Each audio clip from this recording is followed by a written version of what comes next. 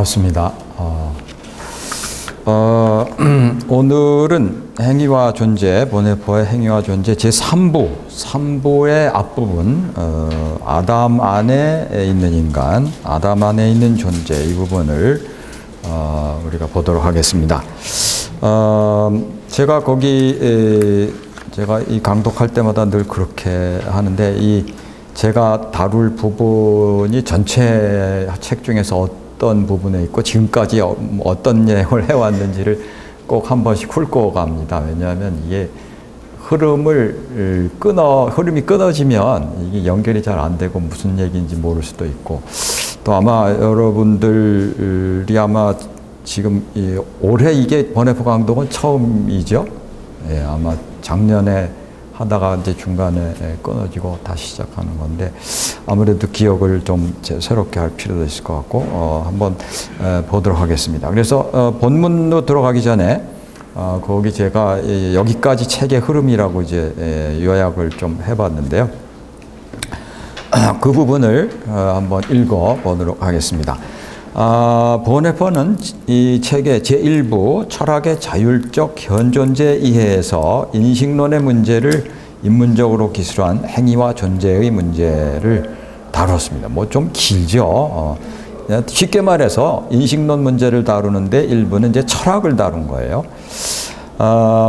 이 부분에서 보네포는 당시 철학을 행위에 대한 철학과 존재에 대한 철학으로 분류하고, 이런 식의 구도를 그리스도교의 계시적 신학에 적용할 수 있는지를 탐구했습니다. 그러니까 그가 철학을 논하는데, 철학을 논한 건 철학을 위해서 철학을 논한 게 아니라 이것을 계시 신학에다가 어떻게 응용할 수 있는가를 보기 위해서 철학을 논했다는 거죠.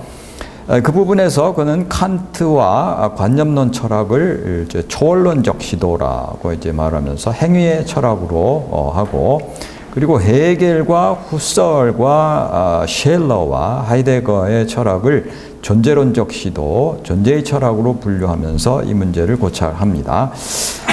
거기 사실 헤겔이 양쪽에 다 걸쳐 있어요. 헤겔의 얘기를 초월론적 시도에도 좀 얘기하고 또 존재론적 시도에도 좀 얘기하고 있어서 이게 좀 혼동스럽습니다만은, 아무튼 초월론적인 시도와 존재론적인 시도, 그래서 행위의 철학과 존재의 철학, 여기서 행위라는 것은 인간의 인식 행위를 가리키는 것입니다. 쉽게 말하면 인간의 인식 행위를 말하는 거고, 그 다음에 존재라고 하는 것은 인간 존재를 말하는 거죠. 그래서 그 행위의 철학과 존재의 철학으로 다시 자기 동시대의 철학을 아주 대별해서 이제 이렇게 분류합니다. 아마 이렇게 분류한 사람이 흔치 않았을 거라고 생각되는데, 더구나 이 젊은 20대의 젊은 신학자가 당시 자기 동시대의 철학을 확 꿰뚫어가지고 이렇게 두 가지로 탁 정리한다는 게 이게 사실 굉장한 해안인 것 같아요. 아무튼 이렇게 분류해서 이 문제 보네포가 고찰을 하는데, 보네포는 칸트와 관념론을 함께 초월론적 시도 또 행위의 철학으로 설명하기는 하지만, 인간의 인식작용 너머의 물 자체의 세계, 딩안시죠. 인간이 인식하는 그 현상을 넘어서 있는 그 물 자체의 세계를 전제하는 칸트의 철학을 더 선호하는 것 같이 보입니다. 보네포가 추구하는 것은 단순한 초월론이 아니라 진정한 초월론이라고 그가 부르는데요.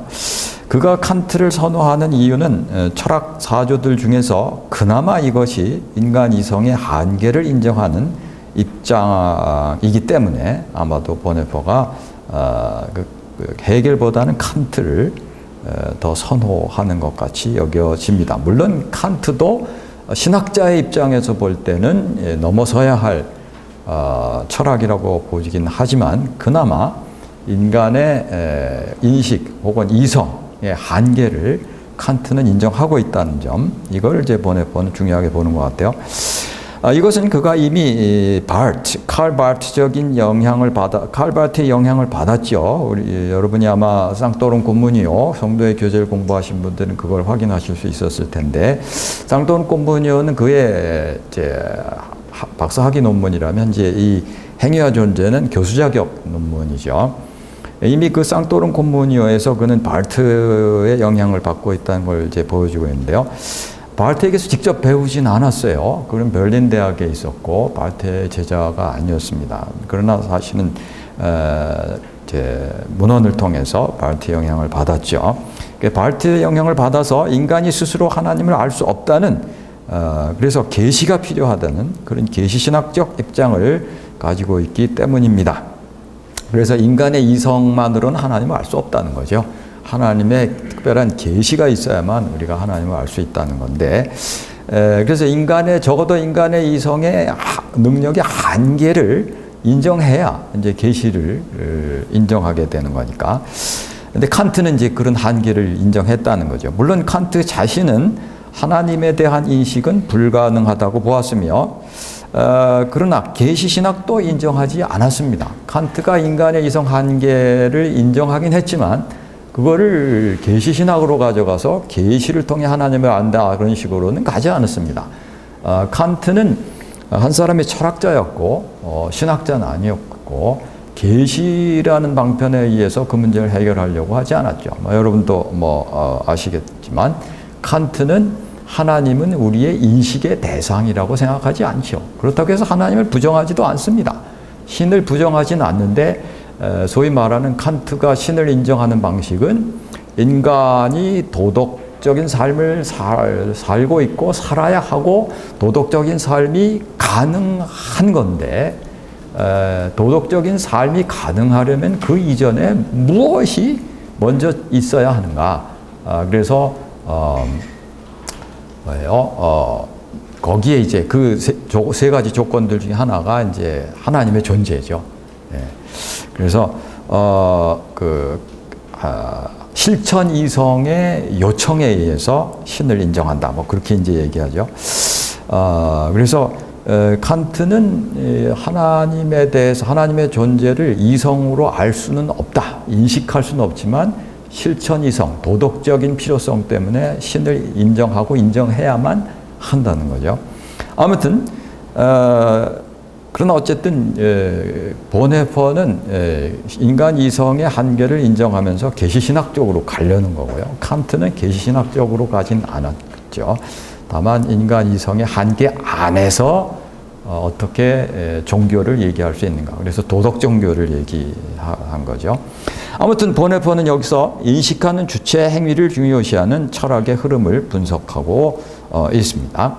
그래서 행위라는 건 이게 인간의 인식하는 행위, 주체의 인식 행위를 얘기하는 건데요. 이러한 행위 철학에서 인간은 자기의 주관적 의식 넘어, 그렇죠. 인간이 의식하는 행위가 있는데 그것을 넘어서 존재하는 그 대상, 초월적 실제와의 관계성 속에 있는 행위로 이해합니다. 또한 이어서 보네퍼는 인간 이성의 한계를 넘어서서 존재론을 체계적으로 구성한 헤겔의 존재론을 비판합니다. 헤겔은 인간 이성의 한계를 칸트식으로 그렇게 설정해 놓은 것을 이제 받아들이지 않죠. 그래서 그걸 넘어가서 이제 칸트는 소위 말하는 사변적인 형이상학을 부정하고 오히려 과학적인 자연과학적인 발전에 기초를 제공하는 의미에서 인식론적으로 철학을 끌고 갔다면, 헤겔은 다시 그러한 인식론 중심의 철학에서부터 시작을 하지만은 그러나 거기서부터 출발해서 다시 사변적 형이상학으로 끌고 가지요. 그래서 이제 존재론, 하나의 거대한 존재론적 체계, 하나의 형이상학적 체계를 이제 만들게 되지 않습니까? 그래서 그렇게 존재론을 이제 헤겔이 구성했는데, 보네퍼는 그러한 헤겔의 존재론적 철학도 역시 비판하죠.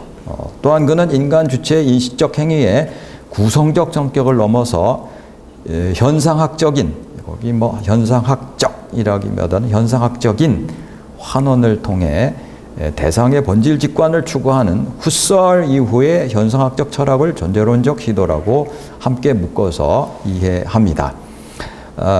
이게 무슨 말인가? 인간 주체 인식적 행위의 구성적 성격이라. 칸트의 인식론은 여러분이 아마 잘 아시듯이 인간이 감각 경험으로부터 주어지는 여러 가지 오감의 데이터가 있죠. 그 소여들이 우리 의식세계 안으로 들어오는데 어떤 대상을 이해할 때, 인식할 때 그런 감각 경험의 데이터들이 우리 안에 들어오지만 그래서 경험적인 요소를 갖고 있지만 그러나 그 경험 자체만으로는 우리가 그 대상이 갖고 있는 이성적 질서를 알 수 없다는 거죠. 우리 안에 우리가 경험을 넘어서서 경험 이전에 우리 안에 선험적으로 존재하는 그 선험적인 이성의 범주들이 그 감각 경험의 소여에 그 적용될 때 그때 이제 거기서 비로소 그 대상을 이성적으로 파악하고 이제 이해하게 된다는 거죠. 그래서 그것을 구성적 성격이라고 말하는 것입니다. 대상의 이성적 성격을 부여하고 인식하는 건 주체 자신이라는 거죠. 이게 이제 칸트 철학에서 굉장히 중요한 부분입니다. 대상을 인식함에 있어서 중요한 것은 대상이 나한테 미치는 영향이 중요한 게 아니라 내 안에 있는 선험적 이성의 활동 자체, 그게 중요한 거죠. 그래서 이 활동에 의해서 대상을 이성적으로 구성해서 이제 이해한다는 거죠. 그래서 근데 이제 후설 이후에 현상학으로 가게 되는, 아까 제가 환원이라는 말을 이제 현상학적이라는 말을 이제 현상학적 환원이라고 이제 좀 고쳤으면 좋겠는데요. 왜냐하면 이제 환원을 후설은 이제 두 가지로 말하죠. 형상적 환원과 현상학적 환원.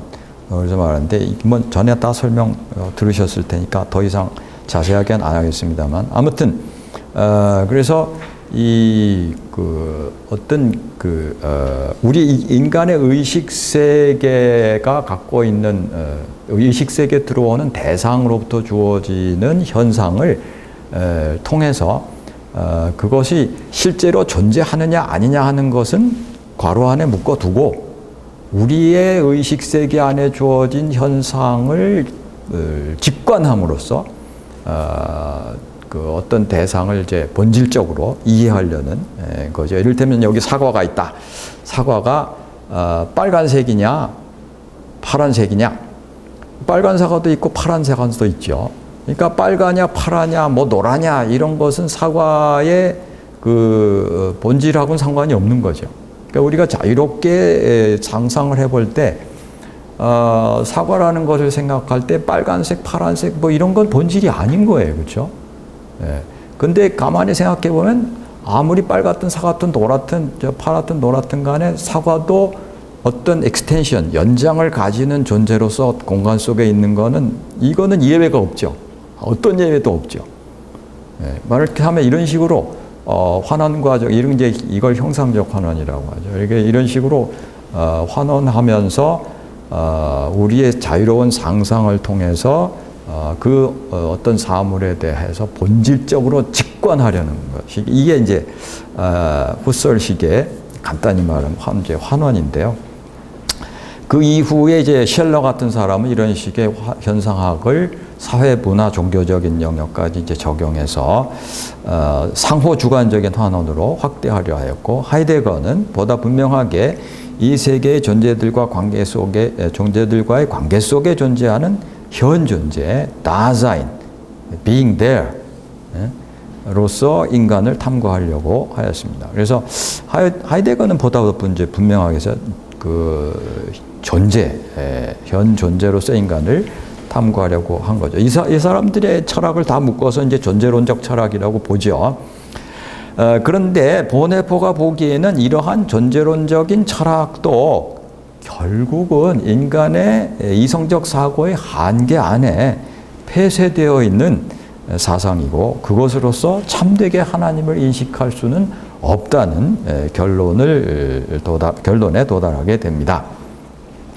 아무리 우리가 그 초월적인 걸 생각하고, 아무리 인간의 정신이 자기 정신의 세계를 한계를 넘어 있는 걸 생각하고, 한계를 설정하고, 그것을 넘어 있는 걸 상상하고, 그런다 할지라도 그것으로서는 하나님의 존재를 바르게 알 수 없다는 것이 이제 보네포의 생각입니다. 왜 그렇게 생각하느냐?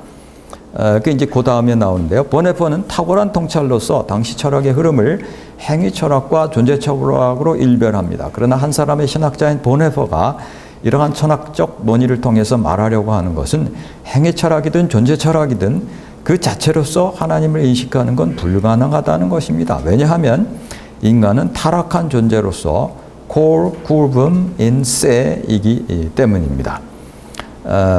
이 구절은 아마 이 책의 앞부분에 이미 나왔을 거라고 보는데요. core라는 건 이제 마음이죠. 인간의 마음, heart예요. curvum이라는 건 이제 영어식으로 표현해 보자면 curve, 구부러져 있다는 거죠. 구부러져 있어요. in se, 자기 자신 안에. 무슨 얘기냐면 이 루터에게서 가져온 통찰인데요. 이것의 문자적 의미는 the heart bent on itself. 자기 자신 안에서 스스로를 향해서 구부러져 있는 그런 것이 사람의 마음이다라는 겁니다. 이건 이제 루터식으로 보면 이건 인간의 마음이 타락한 인간이기 때문에 이렇다고도 하는데요. 인간의 마음은 제 아무리 자신의 인식행위를 확장하고 심지어 자신을 초월하는 그 무엇을 상정하더라도 그 행위는 결국 자신에게서 출발해서 자신에게로 굽어져 돌아올 수밖에 없는 형편이라는 것이죠. 또한 행위를 넘어서 존재를 전제하고 그 존재를 탐구한다고 해도 인간 자신이 만든 하나의 철학적 조직인 체계적 존재론인 한, 아무리 존재론 철학이 있고 그 존재론적 철학이 인식행위 이전의 대상의 존재를 전제한다고 해도 그것이 인간이 만들어낸 하나의 사상체계로서의 체계적 존재론인 한 그것은 역시 cor curvum in se에 빠질 수밖에 없다라고 보기 때문입니다. 결국 하나님 자신을 아는 것은 하나님의 계시에 의할 수밖에 없다 하는 것이 이제 일부에서 보네포가 행위철학과 존재철학을 얘기하면서 내리는 결론입니다. 그러니까 이제 cor curvum in se라는 것은 인간의 자아가 있는데 이것이 아무리 뭔가를 생각하고 사고한다고 해도 아무리 초월적인 걸 사고한다고 해도 결국은 그것은 자기 자신으로 돌아오는 사고일 수밖에 없다는 거죠. 그래서 이제 이렇게 자신에게서 아무리 해도 인간의 사고라는 건 이런 식으로 아무리 굉장한 걸 나가서 상상한다고 해도 결국은 그것은 자신에게서 나간 생각이라는 거고 결국은 자신에게로 돌아와서 그 뿌리를 찾을 수밖에 없는 사고라는 거죠. 이걸 아무리 크게 그려도 결국은 마찬가지라는 거예요. 그래서 그 cor curvum in se 이렇게 해서 자신 안으로 굽어져 있다는 거죠. 자, 그래서 제2부로 가면 보네포는 이제 계시에 대해서 논합니다. 인간 이성 자체만으로는 하나님을 알 수 없기 때문에 계시를 통해서 하나님을 알아야 된다. 그래서 이 부분의 제목은 계시 해석에서 행위와 존재의 문제와 행위와 존재 문제와 문제 해결로서의 교회. 자, 1부에서는 철학을 논하면서 당시 철학, 행위 철학, 존재 철학. 그래서 그거 갖고 안 된다 하는 게 결론이었죠. 계시를 받아야 된다. 그래서 2부는 그럼 계시를 논하자. 그럼 계시를 논함에 있어서 행위론적인 이해와 존재론적 이해를 그런 식으로 또 분류해서 그 당시에 신학적 시도들을 행위적 계시론과 존재론적 계시론 이걸 또 나눠서 보는 거예요. 그러면서 그것 둘 다 안 된다는 거죠. 또 말하자면 행위론적으로 너무 행위론적만 갖고 계시를 논해도 안 되고 너무 존재론적으로 계시를 논해도 부족하다. 행위도 있고 존재도 있고 계시의 행위, 계시의 존재가 모두 인정되는 방식으로 계시를 받아들여야 그게 온전한 계시 이해가 된다. 그러니까 어디서 그걸 찾을 거냐? 교회다. 이게 이제 2부에서 보네포가 주장하는 중요한 논지입니다.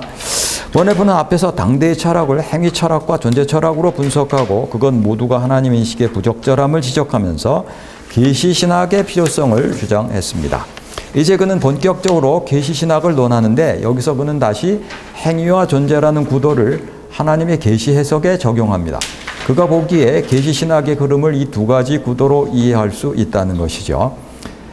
그런데 여기서 오해해서는 안 될 것은 제1부에서 행위와 존재라고 했을 때 그것은 인간의 인식하는 행위 그리고 존재인데 반해서 2부에서 행위와 존재는 인간의 행위가 아니에요. 이건 하나님의 행위입니다. 하나님의 계시 행위입니다. 그래서 하나님의 계시 행위와 그 계시 행위가 이 세상 안에서 갖는 존재, 연속성을 가지는 어떤 공간을 점유하고 시간을 점유하는 존재라는 걸 말하는 것입니다. 그러니까 하나님 쪽의 거예요. 그러니까 이걸 구분하지 못하면 온통 헷갈려요. 뭘 얘기하는지 행위와 존재 얘기했는데 누구의 무슨 행위인지 이게 온통 헷갈립니다. 1부에서는 인간 쪽의 행위와 존재예요. 근데 2부에서는 하나님의 계시 쪽에서의 행위와 존재라는 걸 이거를 분명히 인식하셔야 혼동스럽지 않습니다. 먼저 그는 하나님의 계시를 행위로 해석하는 신학적 견해를 제시하는데 계시의 우발성이라는 것은 contingency, 하나님 인간의 어떤 계획이나 이미 인간 세상 안에 있는 혹은 자연 세계 안에 내재되는 질서에 의해서 요구되는 그 질서 혹은 질서 속에 담겨 있는 계시가 아니라 그것이 전혀 예기치 못했던 그것이 상상하지도 못했고 계획하지도 않았고 예기치 못했던 어떤 하나님의 주권적인 의도에 의해서 주어지는 거예요. 그걸 이제 우발성이라고 말하는 거죠. 계시의 우발성에 대해서 강조하고 하나님의 주권적이며 초월적인 계시 행위 그리고 인간이 그것을 신앙적 결단으로 수용해야 한다는 것을 보네포는 지적합니다.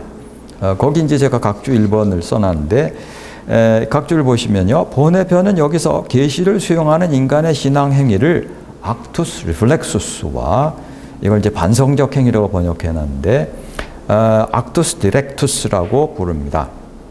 actus reflexus가 아니라 actus directus라고 부릅니다. 그러니까 이게 무슨 얘기냐면 이거예요. 바로 actus reflexus라는 게 바로 이겁니다. 이게 반성적 사고죠. 갔다가 다시 반성적 사고라는 게 다시 이렇게 돌아오는 거예요. 이게 바로 actus reflexus죠. 그런데 계시를 인식하는 행위는 이게 아니라 하나님 쪽으로부터 오는 계시를 향하는 이런 행위를 말하는 거죠. 직선적 행위, 구부러진 cor curvum in se의 행위가 아니라 자신 안으로 구부러져 있는 인간의 마음의 행위가 아니라 직선적으로 하나님으로부터 오는 계시와 이걸 제가 좀 다시 그려야 돼요. 하나님으로부터 오는 계시와 마주하는 직선적인 행위죠. 여기 이제 만남이 이루어지겠죠. 보통 번역하는 분들이 이거를 이제 디렉투스를 직접적 행위다, actus directus를 직접적 행위라고 이제 번역을 합니다만 제가 볼 때 문맥상 이거는 직접적이라고 하면 무슨 말인지 몰라요. 직선적이다라고 번역해야 이 말이거든요. 이 구부러져 있는 행위가 아니라 계시로 주어지는 것을 직선적으로 수직적으로 직선적으로 만나는 행위를 가리키는 거죠. 거기 이제 말하자면 이제 원래 라틴 말로 디렉투스라는 말이 이제 straight, 똑바르다 하든 그런 혹은 수직적이다 그런 의미를 갖고 있는데 그래서 이걸 직접적이라고 뭐 이해하기보다는 직선적이다 이런 식으로 구부러져 있는 행위가 아니라 직선적으로 계시를 향하는 행위다 이렇게 이제 보는 거죠.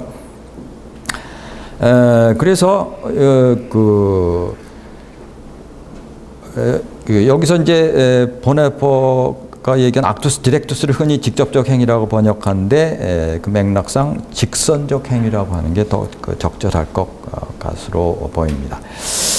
왜냐하면 이것은 레플렉수스, 악투스 레플렉수스하고 대조되고 아까 우리가 얘기하는 쿠르버스하고 대조되는 말이기 때문에 직선적 행위라고 이해해야 맞습니다.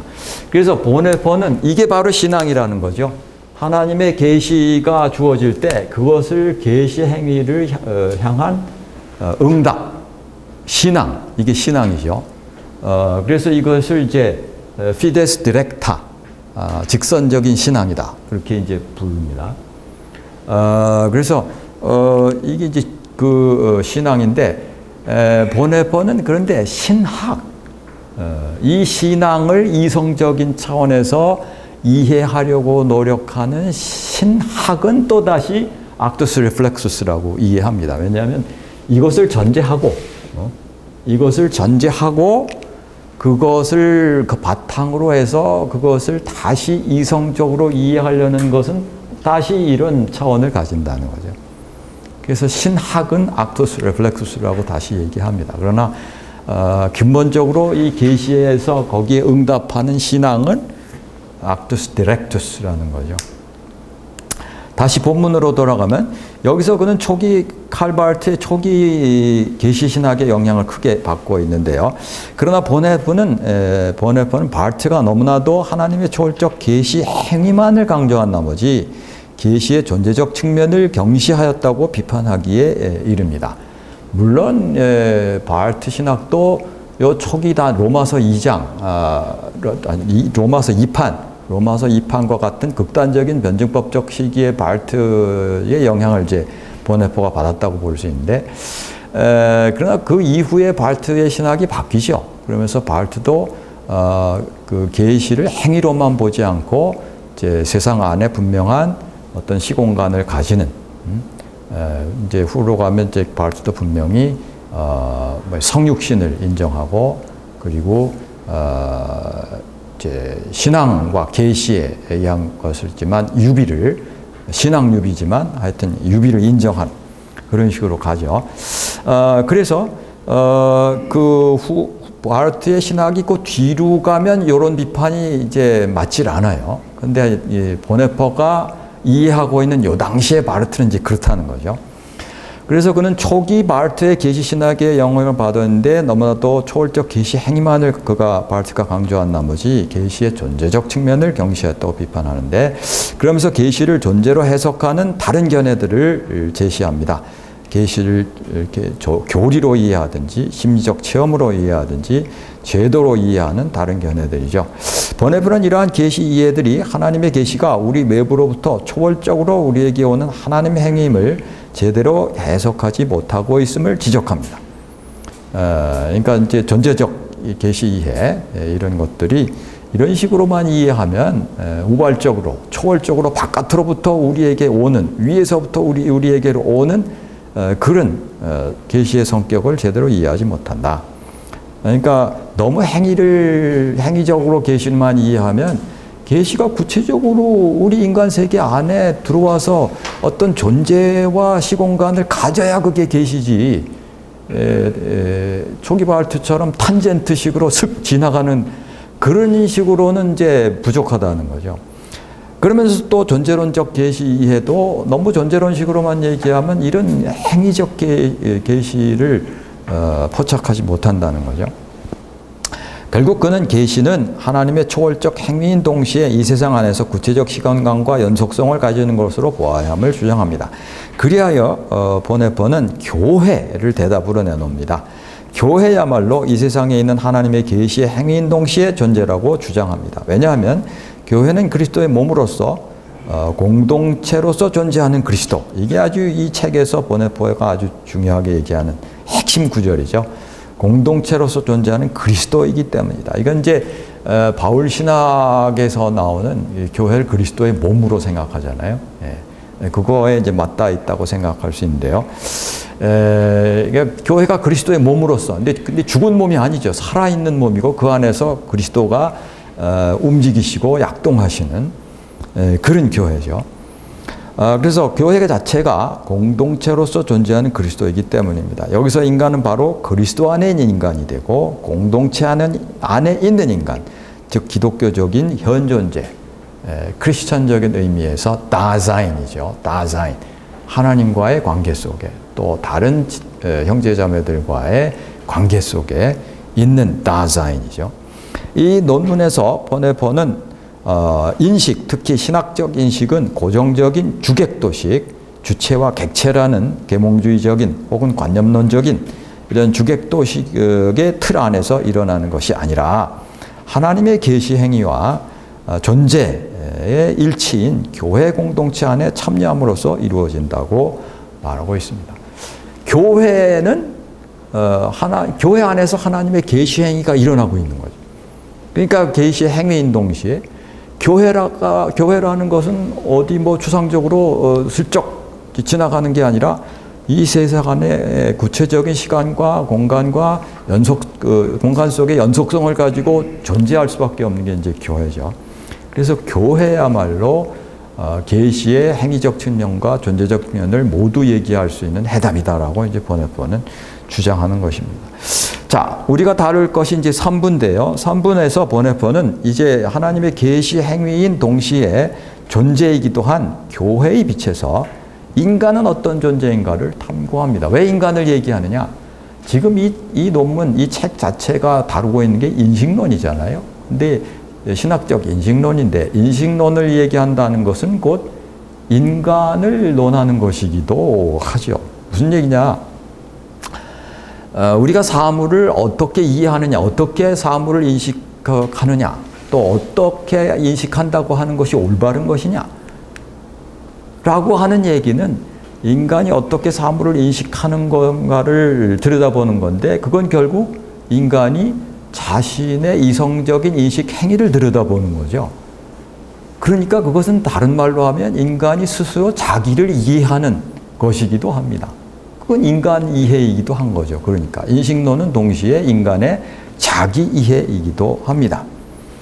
그래서 3부에서 보네포는 바로 이러한 그 계시신학적인 입장에서 인간을 어떻게 이해해야 되느냐 하는 걸 두 가지로 나눠서 얘기하는 거죠. 그게 바로 아담 안에 있는 인간과 그리스도 안에 있는 인간입니다. 자, 이 부분에서 말하는 행위와 존재, 여기서 또다시 이제 보네포는 행위적인 측면과 존재적인 측면을 얘기하는데요. 여기에 오면 또다시 이게 인간의 행위와 존재를 말하는 게 됩니다. 2부에서는 하나님의 행위와 존재였잖아요. 근데 3부에 오면 다시 인간의 행위와 존재를 얘기하는 걸로 전환이 됩니다. 이 전환을 이해하지 못하면 온통 헷갈립니다. 이게 무슨 말을 하는 건지 혼동스러워요. 여기서 다시 전환이 이루어져요. 인간의 행위와 존재입니다. 인식론을 다루는 부분에서 인간론을 다루는 이유는 인식론은 결국 인식하는 인간 자신을 탐구하는 것이기 때문입니다. 여기서 그가 논하는 두 소제목은 아담 안에 있는 존재 그리고 그리스도 안에 있는 존재입니다. 여기서 굳이 보네포가 인간을 누구 안에 무엇 안에 있는 존재라고 해석하는 것은 그가 인간을 철저히 공동체적 존재로 이해함을 보여주는 것인데요. 이것은 성도의 교제 상토론 콤무니오에서 그가 내세운 집단 인격, collective person이죠. 집단 인격 개념을 응용한 것이기도 하고 하이데거가 인간을 하나의 개인으로만 본 것이 아니라 추상적 개인으로만 본 게 아니라 세계 내적 존재, 현 존재, 인간을 being there, Dasein, 세계 내 존재로 이해한 것을 기독교적 관점에서 재해석한 것이라고도 할 수 있겠습니다. 또한 보네포는 아담 안에 있는 존재를 다시 존재와 행위의 양면에서 들여다보고 있습니다. 자, 그럼 이제 3부 본문으로 좀 들어가 보도록 하겠습니다. 본문을 보시면 보네포는 아담 안에 있는 존재를 먼저 얘기하는데 첫째, 아담 안에 있는 존재의 규정을 얘기합니다. 보네포는 죄인인 인간을 아담 안에 있는 존재로 해석합니다. 우리는 신앙에 의해서만 우리가 죄인이라는 걸 믿을 수 있다라고 말하는데 이것은 다른 말로 하면 인간이 죄인이라는 사실은 하나님의 계시에 의해서 인식된다는 것입니다. 이것은 인간이 자신을 스스로 진리 안에 세울 수도 없고 거기로부터 자신의 심층적 존재, 즉 죄에 빠져 있는 존재로 돌아갈 수도 본래 자기의 본래 자기가 창조된 본래 저 깊이에 있을 것 같은 그런 심층적 존재로 스스로 돌아갈 수 없다는 것을 의미한다고 합니다.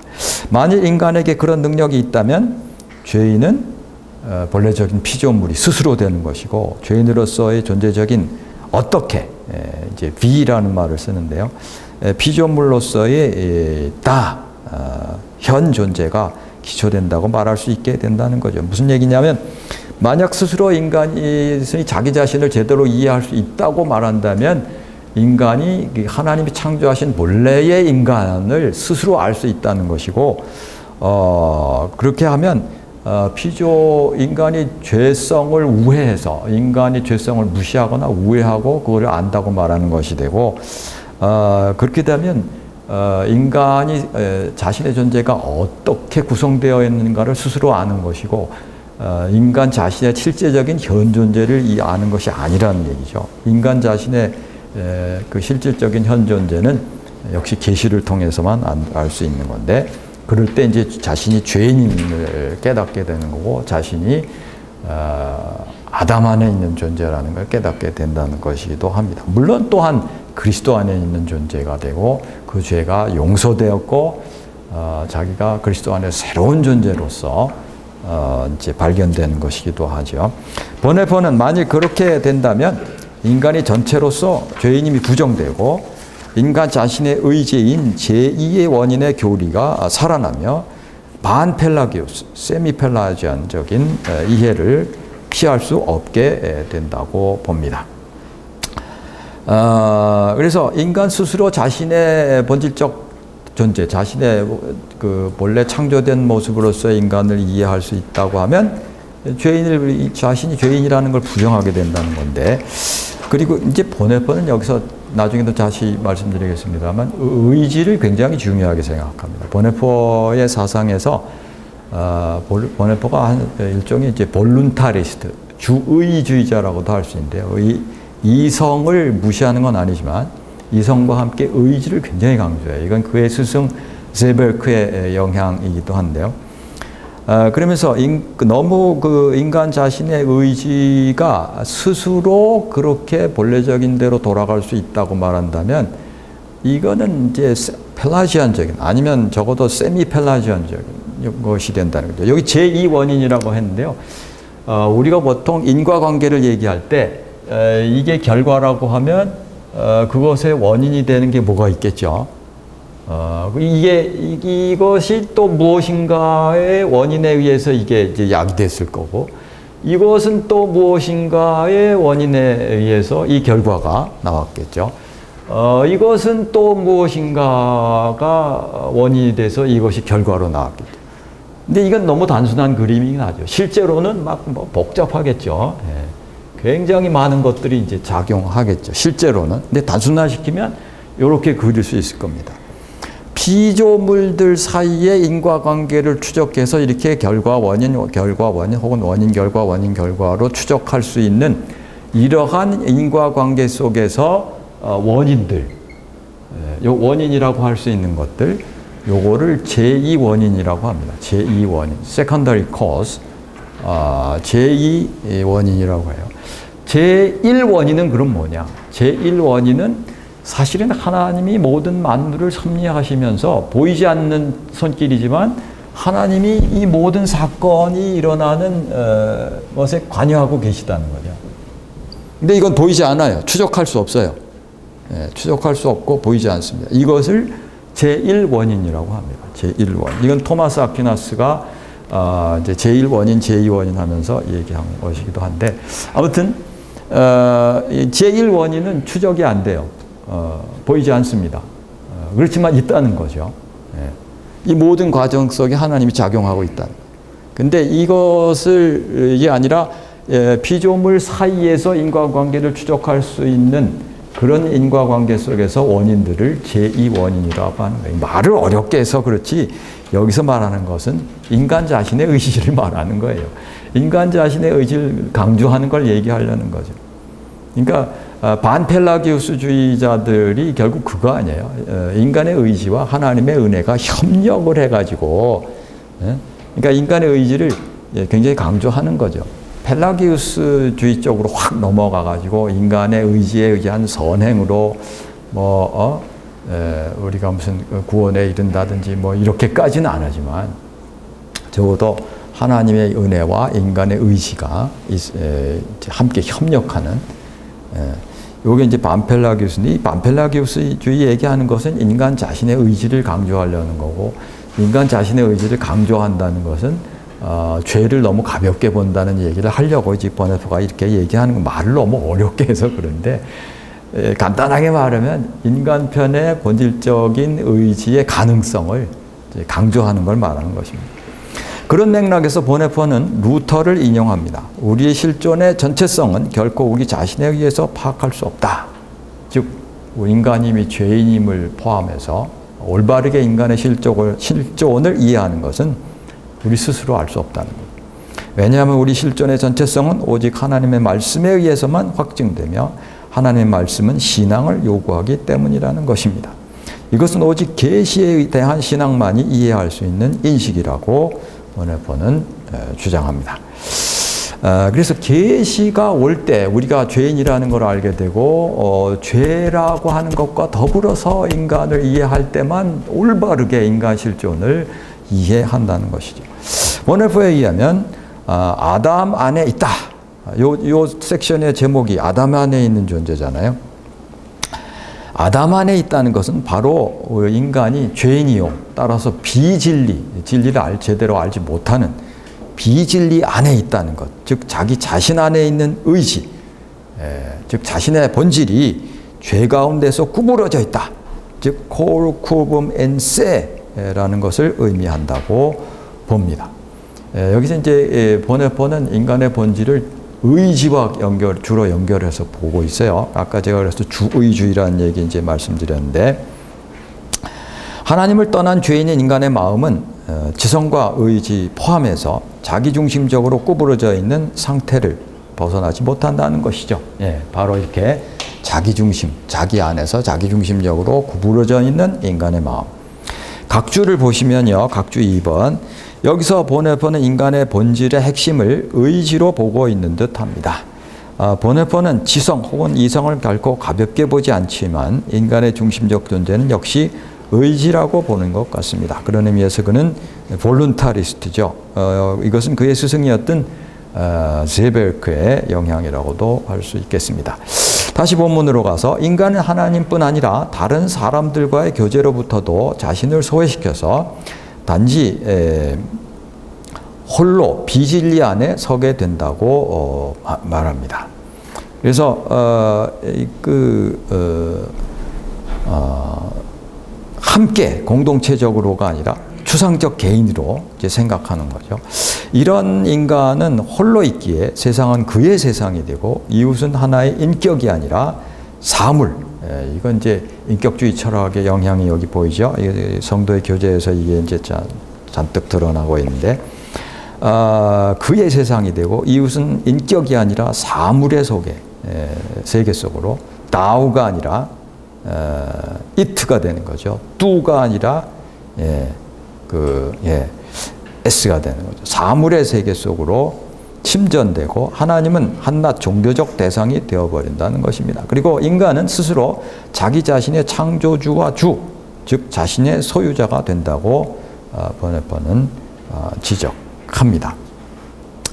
여기서 보네포는 창조된 본래의 인간 존재를 하이데거의 용어를 빌려서 현 존재, 다자인이라 하고 타락한 죄인의 존재를 어떠함, 사실은 이제 어떠함, 존재라는 말이 들어가야 되는데 번역어가 썩 잘 떠오르지 않습니다만, 하여튼 우리 번역판에는 어떠함이라고 했습니다만 본래는 이제 디자인이죠. 다자인, 디자인이 지금 대조되고 있는 거예요.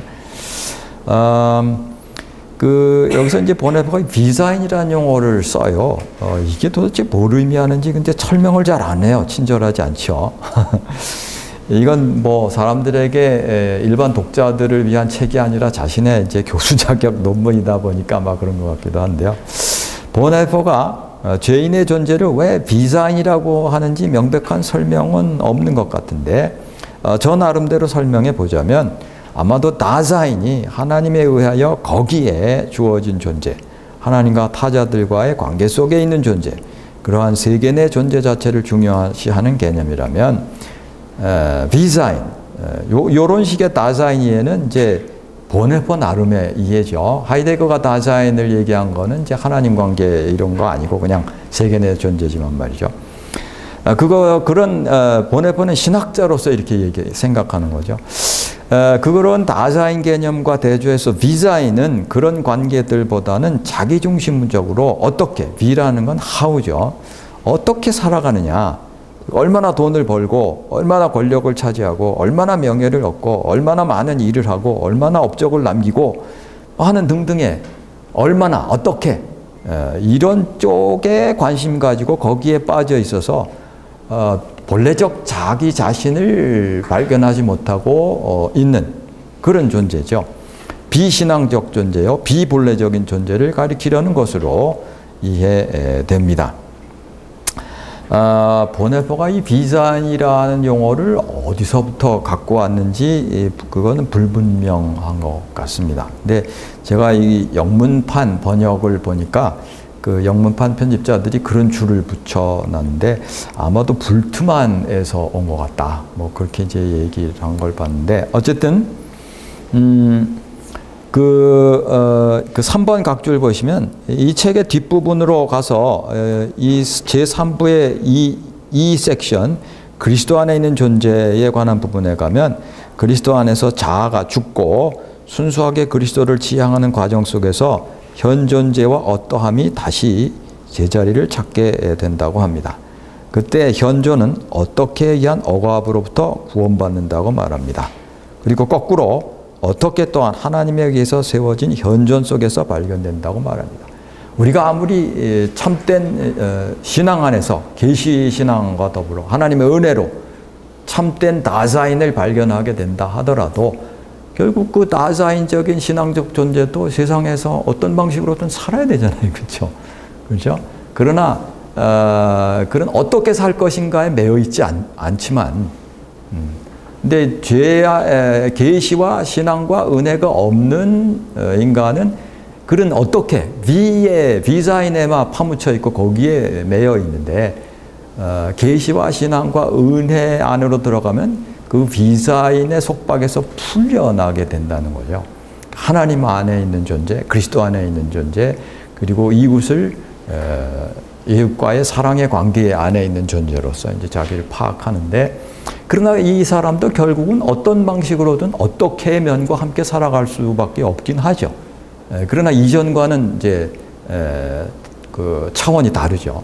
방향이 다르고. 다시 본문으로 돌아가서 아무튼 보네퍼에 의하면 죄는 비자인을 통해 다자인, 본래 창조된 존재, 괴셰프자인에 폭력을 가하게 된다고까지 말합니다. 이거 굉장히 강력하게 말하는 거예요. 그렇게 되면 다자인과 비자인의 구분은 의미가 없어진다고 말합니다. 왜냐하면 여기서 이제 이시라고 하는 말을 전부 우리말 번역에서 다 자아라고 했는데요. 자아가 이미 자기 자신의 주어가 되었고 자신의 현 존재를 장악하고 있기 때문입니다. 그러니까 이게 이제 자기중심적이라는 얘기죠. 이하에서 다라고 번역된 우리말 번역판의 모든 그 단어는 다 거의 모두 독일어의 I죠. 영어식으로 하면 I의 번역입니다. 인간이 스스로 이렇게 인식하는 것은 죄 안에서는 불가능하며 오직 피조성과 죄를 서술의 방식 속에서 분리시키는 계시에 의해서만 획득될 수 있다고 합니다. 그러므로 보네퍼는 인간을 하나님과의 연관 속에서 죄 속에 실존하는 존재로 존재론적으로 규정하는 것이 올바른 해석이라고 주장합니다. 이런 맥락에서 보네퍼는 아담 안에서라는 피조물 사상, 괴셰프 게단칸을 근본적으로 존재론적으로 활용하는 모든 시도는 결과적으로 존재유비, 즉 순수 존재 형이상학을 말하는 가톨릭적 사상이 되고 만다고 갈파합니다. 그래서 아담 안에서라는 이 그 존재론을 이거를 죄 안에 있는 존재로서가 아니라 본래의 피조물, 의도된 피조물로서 생각하고 활용하려고 한다면 결국 그거는 자연신학, 로마 천주교적인 자연신학에 빠질 수밖에 없다는 것이고, 존재유비의 아날로기아 엔티스죠. 아날로기아 엔티스에 빠질 수밖에 없다. 이게 아날로기아 엔티스, 유비가 뭐냐? 존재유비죠, 유비. 근데 이 유비, 존재유비라는 말을 우리가 신학에서 많이 쓰는데, 특히 이제 발트 신학 얘기하면서 발트가 이제 풀스와라를 비롯한 천주교 학자들과 논쟁하는 맥락에서 이제 많이 등장시킨 용어이기도 한데요. 유비라는 말은 쉽게 얘기하면 이제 하나의 비율이라고 생각할 수 있습니다. 이게 원래 라틴 말의 아날로기아는 이제 비율, 비례 뭐 이걸 얘기하는 건데, 간단히 아주 단순화해서 얘기하면 이렇게 말할 수 있습니다. 여러분들 안에도 선함이 있죠. 여러분 선하시죠? 다 악당들은 아니잖아요. 근데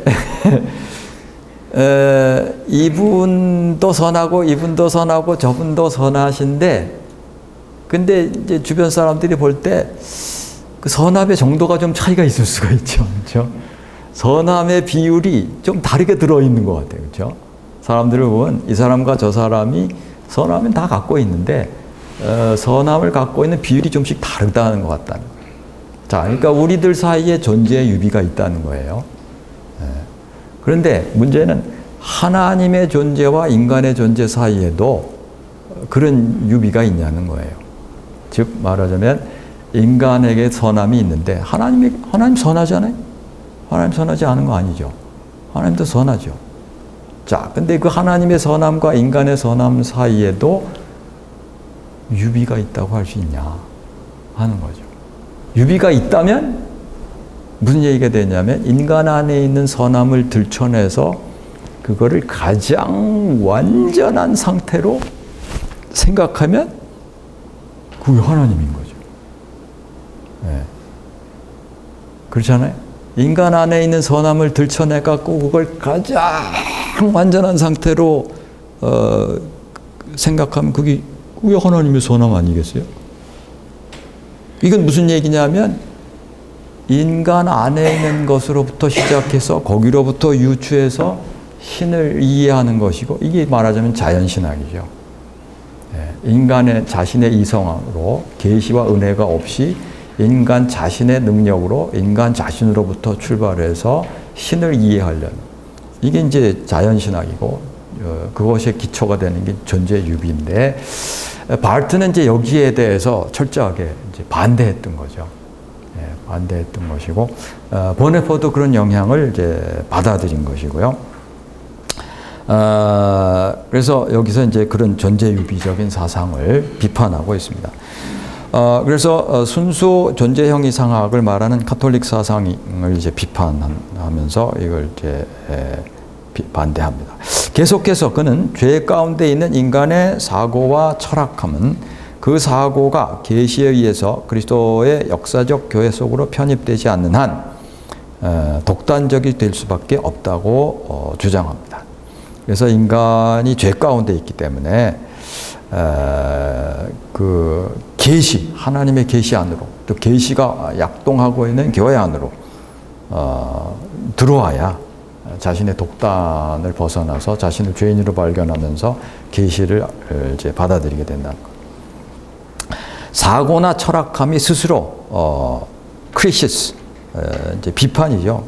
심판이기도 하고, 자신이 인간의 사고나 철학함이 암으로 자기 자신을 비판하고 비판 철학이 스스로 자기를 비판하려는 철학이 되려고 한다고 할지라도 사정은 마찬가지다. 왜 이런 얘기를 하냐면, 칸트로부터 비판 철학이 나오잖아요. 순수 이성 비판. 그래서 이성을 최대한 비판할 수 있는 데까지 비판해가지고, 그러나 이성을 쓰러뜨리자는 게 아니라 올바른 한계 안에서 이성을 제대로 세우려는 게 이제 칸트의 의도인데, 보네포가 볼 땐 아무리 그렇다 할지라도 이성이 스스로를 비판한다 할지라도 스스로 비판 갖고 안 된다는 거죠. 하나님의 심판 앞에 서야 되고 하나님의 은혜로우신 심판 앞에 서야만 제대로 자신을 죄인으로 발견하고 그 죄를 받아들이고 비로소 은혜 안에 그 죄 용서를 통해 은혜 안에 들어가게 된다는 거예요. 여기서 우리는 역시 초기 바알트의 영향을 볼 수 있습니다. 그러한 인간은 스스로 홀로 불안에 떨면서 자신에 대한 최고 심판자로 도약시키면서 자신을 고발하기 위해서 자신을 고발하기 시작한다. 이렇게 말합니다.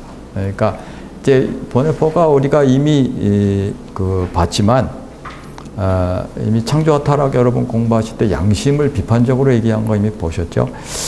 사실은 이 행위와 존재가 창조와 타락보다 앞이지만 말이죠. 쓰여진 연대로 우리가 공부한 순서는 이제 뒤집혀 있습니다만 아무튼 양심을 굉장히 비판적으로 얘기하고 있죠. 그래서 왜 양심을 비판하느냐 아래쪽도 쭉 나옵니다만 양심이 스스로를 심판자의 위치로 놓기 때문인 거죠. 그래서 자기가 심판자가 돼서 자신을 고발하는 게 양심이라는 거예요. 그러니까 보네포는 이런 식으로 양심을 이제 매우 비판적으로 봅니다. 좀 쉬었다가 하죠. 잠깐 쉬었다.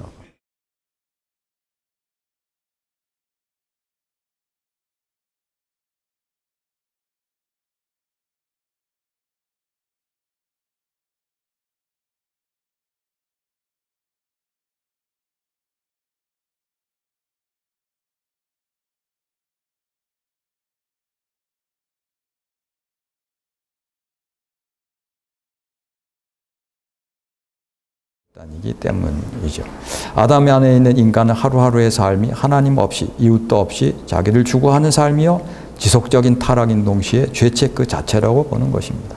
그러므로 보네포는 그런 일상성을 하나님이 아니라 피조물 속에서 향락을 추구해야만 하는 것이라고 봅니다. 따라서 그 일상성은 그것에 대하여 바르게 인식한다면 향락의 한계를 설정할 수도 있는 존재, 즉 죽음과 자기 자신 앞에서 도피하려 한다는 것입니다.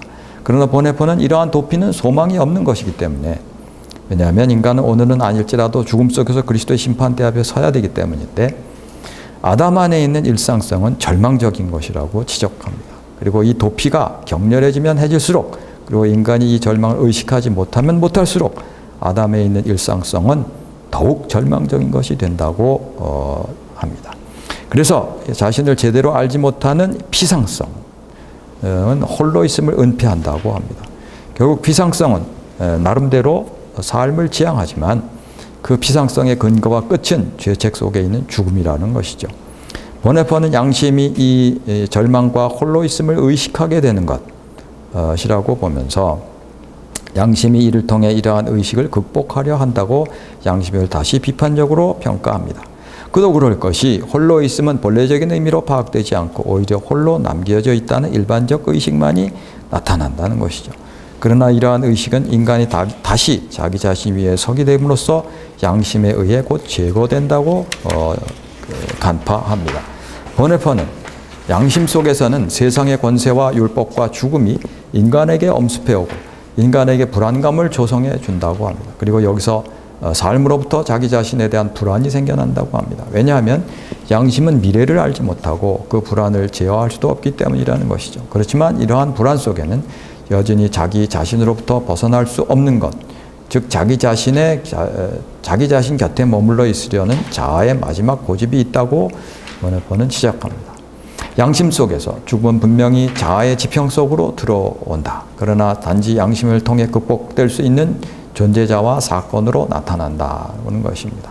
그래서 인간은 자기 자신을 죽을 수 없는 존재로 인식하고 홀로 남게 된다는 것이죠. 보네포는 이제 홀로 있음과 시련에 대해 설명합니다. 이러한 홀로 있음은 알라인사인은 그 안에서 그리스도가 율법을 통해 인간과 맞서 싸웠던 그런 시련을 통해 죄책으로 같이 평가됩니다.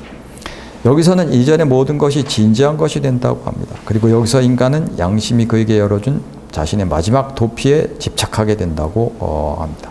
보네퍼는 그리고 인간은 자신의 죄책과 죽음을 자기 도피의 근거와 종말로 인식해야 된다고 주장합니다. 인간의 죄책은 매 순간 죽음을 스쳐 지나가고 그래서 죽음은 더는 극복될 수 있는 존재자가 아니라는 것이죠. 오히려 인간은 죄책과 죽음의 저주를 인식하는 순간 자신이 이미 죽음 가운데 있다는 것을 본다고 합니다. 인간은 죽기 전에 이미 죽은 것이고 매 순간 새롭게 죽게 되는 것이라고 합니다. 그리하여 보네퍼는 인간의 인식과 원함은 죽음으로부터 나온다고 합니다. 왜냐하면 그러한 것은 하나님의 생명으로부터 나온 것이 아니기 때문이죠. 이어서 보네퍼는 설파하기를 이렇게 계속되는 죽음에 불안과 근심이 동반된다고 합니다.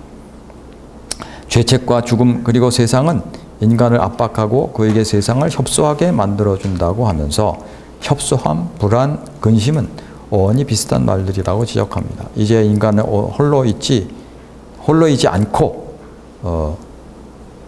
이게 뭘 제가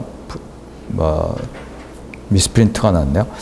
모든 것이 그를 부르고 그에게 고발자가 된다라고 하면서 그런데도 인간은 무방비 상태로 홀로 존재한다고 지적합니다. 그리고 결국 이러한 시련 속에서 인간은 그리스도 앞에서 다분히 영적 율법 앞에서 죽는다는 복음을 증언합니다. 보네퍼는 이러한 죄인의 죽음 속에서 예정이 이루어진다고 합니다.